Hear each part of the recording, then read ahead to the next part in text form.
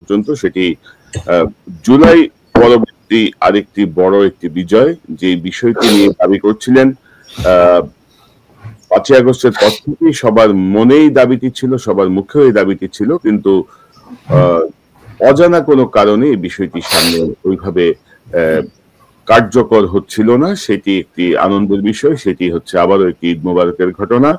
এবং রাষ্ট্র সংস্কারের পরবর্তী পদক্ষেপটি কোন জায়গায় এখন ছাত্র জনতাকে তাদের ভূমিকা রাখতে হবে, সেই বিষয়টি নিয়ে আমরা আজকে একটু কথা বলবো। আমার সঙ্গে যোগ দিচ্ছেন, আমি যদি পরিচয় করিয়ে দিই, ইতিমধ্যে আপনারা জানেন, আমি যদি পরিচয় করিয়ে দিই, আপনাদের অত্যন্ত প্রিয় মানুষ পিনাকি ভট্টাচার্য। আর কোনো বিশেষণের কিছু নাই, দাদা আপনাকে স্বাগত জানাচ্ছি। জি, আবারও ঈদ মোবারক। যোগ দিচ্ছেন, ঈদ মোবারক। যোগ দিচ্ছেন আপনাদের আরেক প্রিয় মানুষ সাংবাদিক ইলিয়াস হোসেন। ইলিয়াস, আপনাকে স্বাগত জানাই। ঈদ মোবারক। এবং আপনাদের আরেকজন প্রিয় মানুষ, আমার চ্যানেলের নিয়মিত অতিথি মেজর সুমন আহমেদ। সুমন ভাই, আপনাকে স্বাগত জানাচ্ছি। আসসালামু আলাইকুম, ঈদ মোবারক।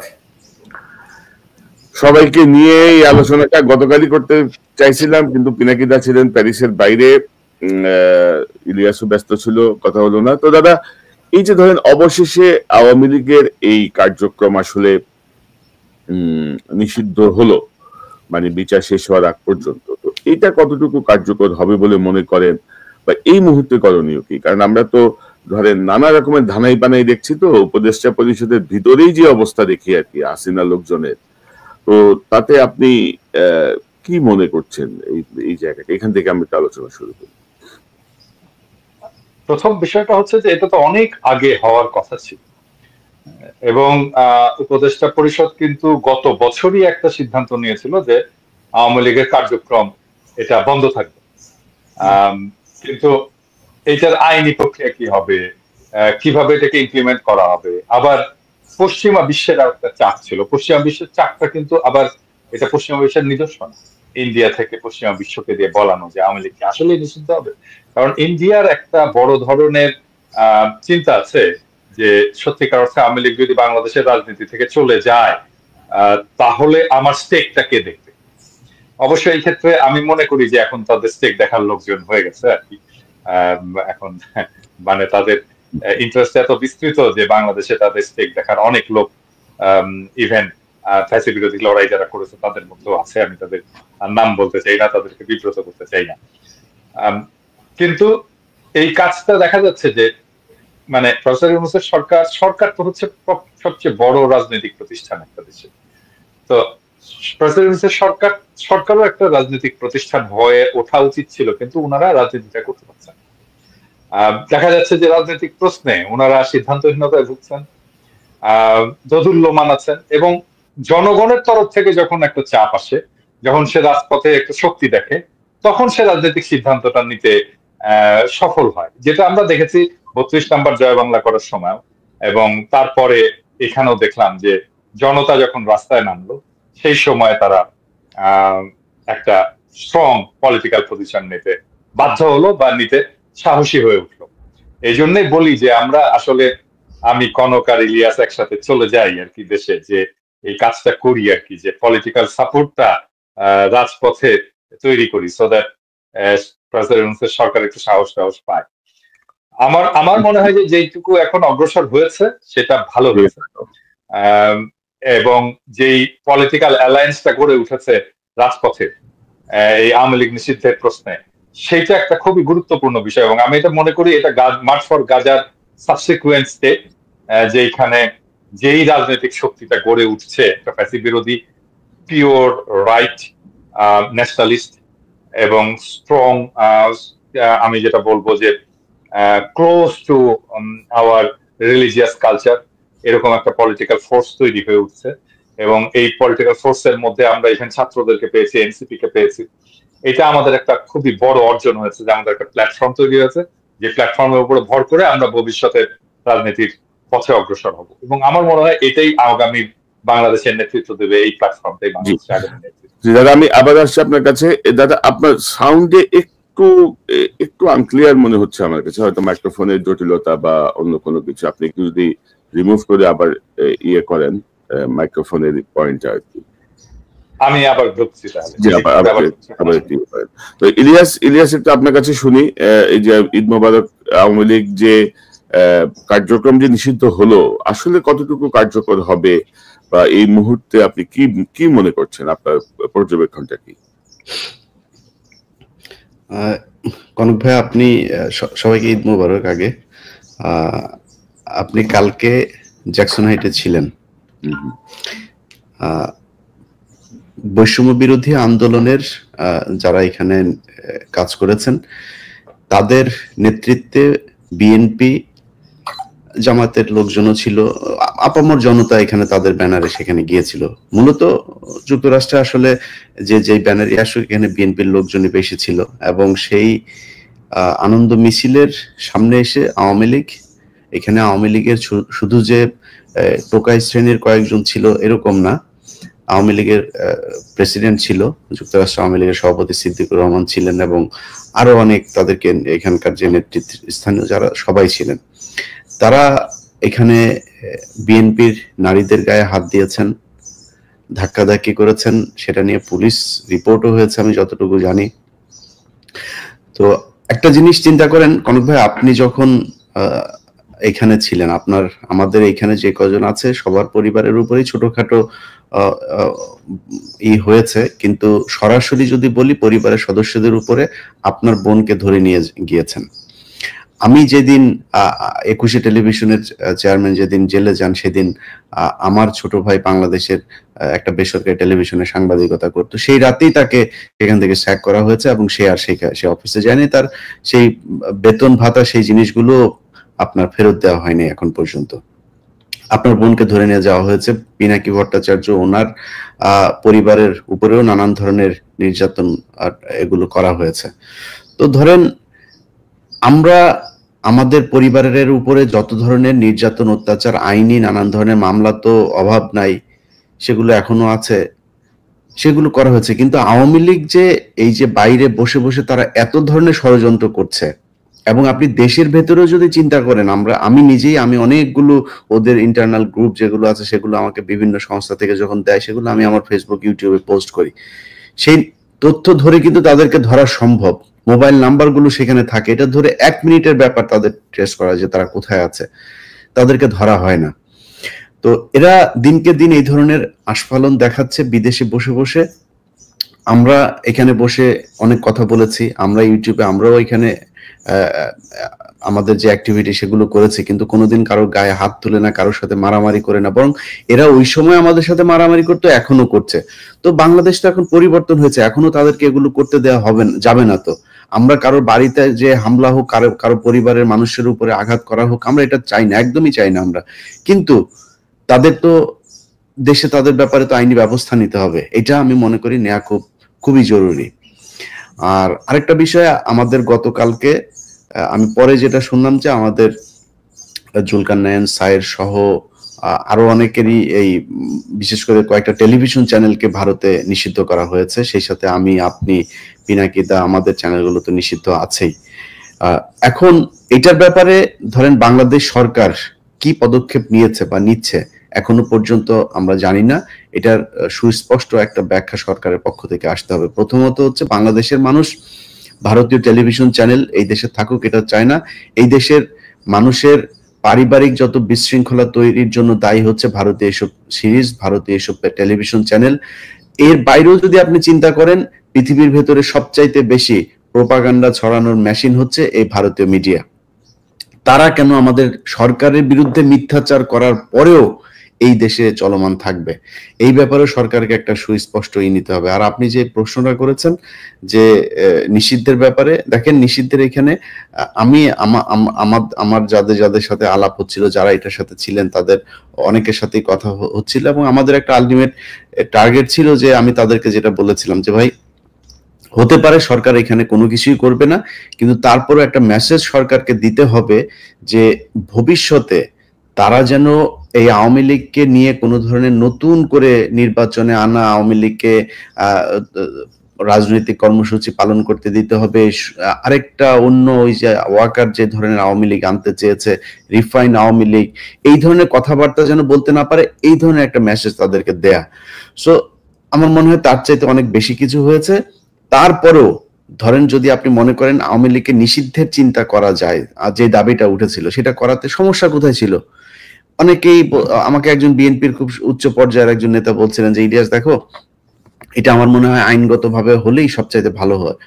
তা আমি বললাম, মনে করেন শেখ হাসিনা 2 বছর পরে বাংলাদেশে ক্ষমতায় আসলো, আবার আপনি আইন না, মনে করেন জাতিসংঘের যদি রেজুলেশন দিয়েও যদি আপনি এটা করেন যে আওয়ামী লীগ নিষিদ্ধ, আপনি কি সেটাকে রাখতে পারবেন? তা আপনি এত আইন দেখাচ্ছেন কেন এখন? ইউনূস সরকার যে বর্তমান ক্ষমতায় এসে, সেটার জন্য কি কোনো আইন করা হয়েছিল নাকি? সংবিধান মেনে করা হয়েছে? সেনা প্রধানের কোনো ক্ষমতা আছে কোনো কিছু করা, কাউকে ডেকে নিয়ে এইভাবে রাজনৈতিক কার্যক্রম করা? নাই তো, সবই তো বেআইনি ভাবেই করা হয়েছে। তো এইটার জন্য শুধু আইনি পদক্ষেপ কেন লাগবে? চুপ্পুকে সরাইতে পারা যাবে না কেন? এখনো আওয়ামী লীগের যারা বিভিন্ন জায়গায়, পুলিশ প্রশাসন এখন সবাই ত্যাগী, বিশাল ত্যাগী, অথচ তারা আওয়ামী এখন আছে, ওসি আছে যারা কিনা আওয়ামী লীগের সময় 2-3 থানায় ওসি ছিলেন। আমি কালকে কয়েকজনের তালিকা পেলাম, তাদেরকে আবার ওসির পদে বসানো হয়েছে। তো একটা চক্র তারা এখনো চাচ্ছেন যে আওয়ামী লীগকে কোনো না কোনো ভাবে মাঠে রাখবার, আওয়ামী লীগ যাতে কোনোভাবে, এখন তো বাংলাদেশের মানুষ তো ওই জায়গাতে নেই, যে কারণে পারছে না, ইনিয়ে বিনিয়ে নানান ভাবে তারা চেষ্টা করছেন অন্তত তাদেরকে যেন নিষিদ্ধ না করে রাজনীতি করার একটা সুযোগ যাতে দেয়া হয়, এটাই হচ্ছে তাদের ইয়ে।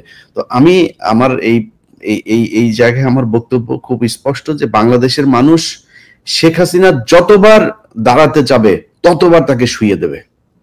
আওয়ামী লীগকে বাংলাদেশের মানুষ গ্রহণ করার ওই জায়গাতে আর নাই। অতএব রাজনৈতিক দল, সেটা জামায়াত হোক, বিএনপি হোক বা অন্য কোনো রাজনৈতিক দলই হোক, কালকে ওই যে কাউয়া কাদেরের আরেক ভাষণ এখন বাংলাদেশে আছে, আপনার জাতীয় পার্টির কাদের কালকে বলছে তারা কোন দলের এটাতে তারা মানে না, এটা তারা বিশ্বাস করে না।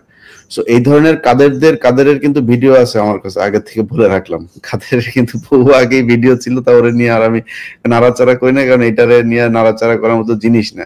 সো বেশি লাফালাফি করার দরকার নাই কাদের সাহেব। কাদের সহ বিএনপি, জামায়াত যারাই আওয়ামী লীগকে জায়গা দিতে চাবেন, বাংলাদেশের মানুষ তাদেরকে বরং আওয়ামী লীগের মতো নিষিদ্ধের জায়গায় নিয়ে যাবে। অঘোষিত নিষিদ্ধ হয়ে থাকবেন, মানুষের হৃদয়ে জায়গা পাবেন না। অতএব সিদ্ধান্ত আপনাদের, আপনারা জনগণের সাথে থাকবেন নাকি আওয়ামী লীগের সাথে থাকবেন, ভারতের সাথে থাকবেন, টোটালি আপনাদের উপরে।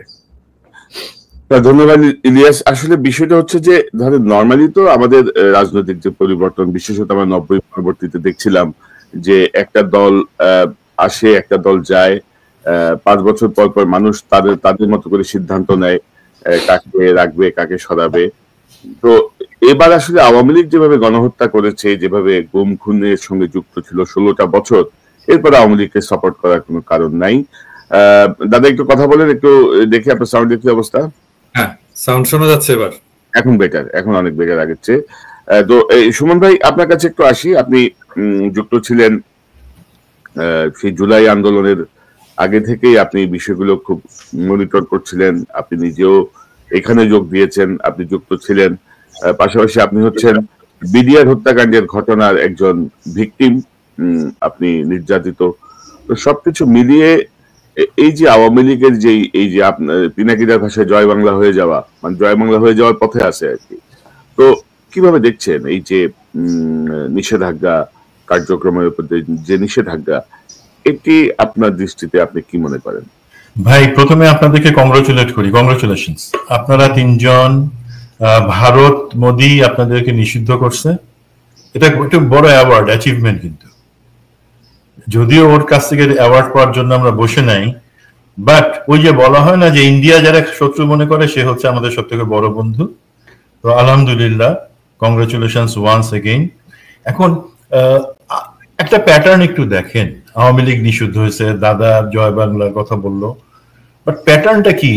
এই যে যারা গুম খুন এবং অন্যান্য অর্থ পাচার, দুর্নীতি, এই সব কিছুতে আওয়ামী লীগের সাথে ছিল, তাদের ব্যাপারে দেখবেন এই ভ্রমণে নিষেধাজ্ঞা, তাদের বিরুদ্ধে মামলা, এই জিনিসগুলা তারা যখন বাইরে সেফলি চলে যাইতেছে তারপরে হইতেছে। কিন্তু অনেকে বাইরে আছে, আমি অবাক হয়ে যাই যে তাদের পাসপোর্ট, ভ্রমণ, পরিবার সহ ভ্রমণে নিষেধাজ্ঞা দেওয়া হইতেছে। এটা কি ভ্রমণে নিষেধাজ্ঞা নাকি ফেরত আসার নিষেধাজ্ঞা, সেটা একটা বড় কোশ্চেন।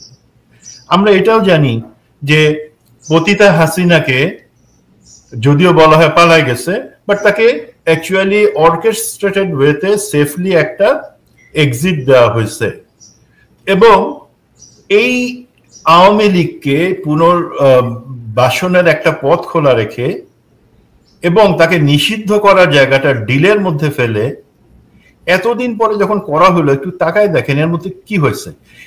এখন আওয়ামী লীগ দেশে যতটা না অ্যাক্টিভ, অবশ্যই তাদের শক্তি আছে, এটা আমি অস্বীকার করব না, বাট তারা যেই পরিমাণে টাকাগুলাকে সেফলি নিয়ে যেতে পারছে, ইভেন 2 মাস আগে পর্যন্ত তাদের আওয়ামী লীগ নেতাদের ব্যাংক অ্যাকাউন্টের টাকা বাংলাদেশ ব্যাংকে এবং অন্যান্য ব্যাংক থেকে সেটা চলে গেছে।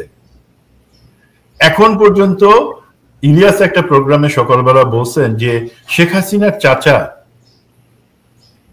শেখ কবির, তাকে হাজার হাজার কোটি টাকার কন্ট্রাক্ট এখনো দেওয়া হচ্ছে এবং দেওয়া হয়েছে। তো আওয়ামী লীগকে গায়েগত যে শক্তিটুকু, সেই শক্তিটুকু কিন্তু মাসলটাকে তাকে বাড়ানোর সুযোগ দিয়ে তারপরে সরকার, এখন আমি সরকারের এই সিদ্ধান্ত যতটুকু নিচ্ছে স্বাগত জানাই, বাট আমার অবশ্যই কোশ্চেন আছে বর্তমানে যে উপদেষ্টা বা যারা সমস্ত ক্ষমতার কেন্দ্রে তাদের সদিচ্ছা কতটুকু আছে। তারা কি অ্যাকচুয়ালি চাইছে যে না ঠিক আছে আওয়ামী লীগ তাদের শক্তিটাকে বাইরে নিয়ে যাক, সেখান থেকে তাদের সেই শক্তি সংহত করে, শুধু আওয়ামী লীগ হিসাবে না, আওয়ামী লীগ তো এখন সরাসরি নিজে আওয়ামী লীগ হিসেবে আসবার, তারে যদি আমরা নিষিদ্ধ নাও করি সে আসবে না লজ্জার চোটে, বাট আওয়ামী লীগের যেই ঘুটিগুলা এখানে আছে, সেই রাজনৈতিক দল হোক, সরকারি কর্মকর্তা কর্মচারী হোক অথবা বাহিনীর মধ্যে হোক, তাদেরকে মোটামুটি একটু আবার অক্সিজেন দিয়ে তাদেরকে তাজা করি, সেই তাজা করার সময়টা নেওয়া হয়েছে।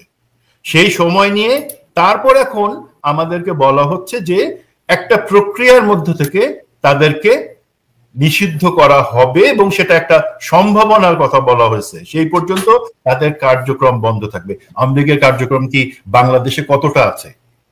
আওয়ামী লীগের কার্যক্রম তো এখন মেইনলি ভারতে তাদের দাদার বাড়িতে বসেই হচ্ছে। যুক্তরাষ্ট্র আওয়ামী লীগের গতকালকে সভার কথা, মানে কাজের কথা ইলিয়াস বললেন, ইউকেতে দাদা বলতে পারবেন, প্যারিসে হয়তো তারা সংঘবদ্ধ না, বাট যুক্তরাজ্যে আমরা দেখতে পাচ্ছি তারা কতটা শক্তি সংহত করতেছে। তারা এর মধ্যে দুতিয়ালির কাজগুলো সমস্ত কিছু করতেছে। এখন আমরা যদি এই নিষিদ্ধের কাজটা যেটা সময় মতো করতে পারতাম তাহলে সুবিধা হতো কি, আমরা ডিপ্লোম্যাটিক্যালি বাকি দেশগুলাকে, আমাদের যারা কূটনৈতিক চ্যানেলে যারা আছেন তাদেরকে বলে দিতে পারতাম যে ভাই এরা একটা নিষিদ্ধ সংগঠন, তোমরা তাদেরকে তোমাদের মাটিতে প্যাট্রোনাইজ করো না, বা তাদের নাম করে তাদের বিদেশি বা ছায়া সংগঠন যেগুলো আছে তোমরা তাদেরকে প্যাট্রোনাইজ করতে পারবে না, বাট সেই শক্তির জায়গাটুকু আমরা করতে দিছি। এবং এখন আজকে যখন তাদেরকে নিষিদ্ধ করার জায়গায় আসছে, একটা বাধ্য হয়ে আসছে, সরকার নিজে থেকে করে নাই, তার সদিচ্ছা থেকে সময় মতো করে নাই, আমাদের চাপে পড়ে করছে, জনতার চাপে পড়ে করছে। তো আমি মনে করি এটা তাদের শুধুমাত্র একটা গা বাঁচানোর জায়গা। আমি সাধুবাদ জানানোর সাথে সাথে আমি অনেকটাই স্কেপটিক্যাল যে তারা এটা সদিচ্ছা থেকে করছেন কিনা, এবং পরবর্তীতে রাজনৈতিক পালাবদল বা নির্বাচন যাই হোক না কেন, যদি আমরা সংস্কারটুকু কমপ্লিট করতে না পারি, সেখানে ওই শুধুমাত্র দলকে নিষিদ্ধ করে আমি এই আওয়ামী ফ্যাসিবাদ বা এই গুম খুনের সেই কালচারকে ঠেকাইতে পারবো না। সরি, আমি খুব অপটিমিস্টিক হতে পারলাম না, বাট এটা আমার একদম নির্মোহ একটা উপলব্ধি। জি সুমন ভাই, আমি আপনার কথার সাথে একমত। কারণ ধরেন যে জায়গাগুলো আমরা দেখছি, গতকাল থেকে একটি স্ক্রিনশট বিভিন্ন জায়গায় ঘুরে বেড়াচ্ছে যে দলীয় বিচার কার্যক্রম শেষ না হওয়া পর্যন্ত দলীয় কার্যক্রম চালাতে পারবে না আওয়ামী লীগ, উপদেষ্টা পরিষদের সিদ্ধান্ত। এটি হচ্ছে 5 সেপ্টেম্বর 2024-এর একটা সংবাদ, যেটি আসলে উপদেষ্টা পরিষদের সিদ্ধান্ত না। পরে আমি ইন করে দেখলাম যেটি উপদেষ্টা পরিষদের সিদ্ধান্ত না, এবং যুগান্তরের এই পত্রিকাটা পাওয়া যায় নাই, কিন্তু বিবিসিতে এই সংক্রান্ত একটা খবরের ইয়ে ছিল, যেটি তারা বলছে যে যুগান্তরের প্রথম পাতার খবর, বিচারের আগে ফ্যাসিবাদীদের পুনর্বাসনের সুযোগ নেই। এবং সেখানে আসলে তারা উপদেষ্টা আসিফ মাহমুদের একটি বক্তব্যকে কোট করেছে, এবং আসিফ মাহমুদ তখন, এটা আসলে তার নিজের মন্তব্য ছিল, যদিও বলা হচ্ছে যে উপদেষ্টা পরিষদের মিটিং এর পরে এসে তিনি বলেছেন এই কথাগুলো, যার ফলে একটু বিভ্রান্তি তৈরি হয়েছিল। যে আসিফ বলেছেন যে ফ্যাসিবাদী শক্তি, পরাজিত শক্তিকে বিভিন্নভাবে পুনর্বাসনের কর্মসূচি দেখা গেছে, আমরা ছাত্র জনতার অভ্যুত্থানের মধ্য দিয়ে গঠিত সরকার মনে করি বিচারের আগ পর্যন্ত, সম্পূর্ণ বিচার নিশ্চিত না হওয়া পর্যন্ত ফ্যাসিবাদীদের পুনর্বাসনের আর কোনো সুযোগ নেই। তো এটি নিয়ে নানা রকমের কথা আসছে, যেটি আমরাও শুনতে পাচ্ছিলাম, যে দাদাও বলছিলেন যে আগে একটা সিদ্ধান্তের মতো হয়েছিল বা আলোচনা হয়েছিল। এখন এই জায়গাটা, এই যে